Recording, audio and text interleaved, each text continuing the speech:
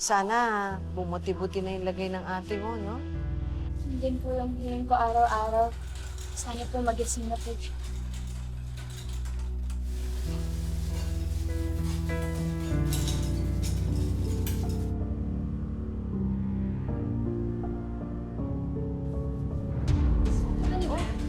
Sir!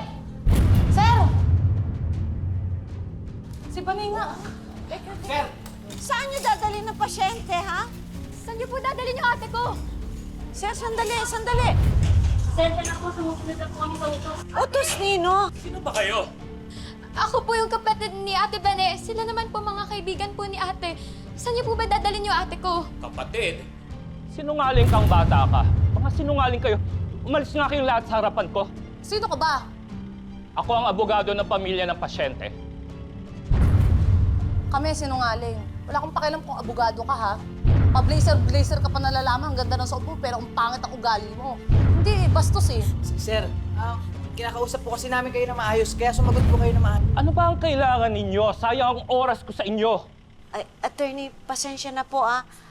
Kaya lang po, gusto lang namin malaman kung saan niyo dadalhin ng pasyente. Si Neneng B po, kinakapatid niya yung pasyente. Ay, kami magkakapit-bahay, pero parang anak na rin ang turing ko kay Bane. Kaya nga po, gusto namin malaman, ano po ang gagawin niyo sa pasyente? Hindi kayo kamag-anak. Hindi kayo kadugo. Wala kayong karapatan na pigilan ng paglipat. Ay, hindi naman po namin pinipigilan. Gusto lang po namin malaman kung saan niyo po dadalhin ng pasyente. Wala akong dapat ipaliwanag sa inyo. Desisyon ng pamilya ang paglipat sa ibang ospital.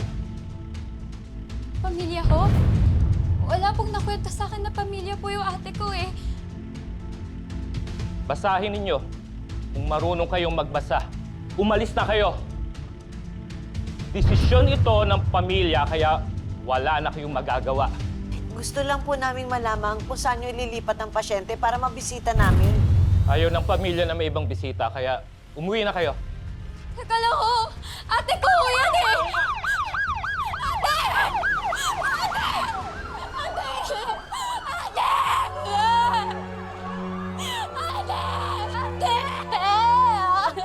Ayoko iwan yan. Sino dadalhin si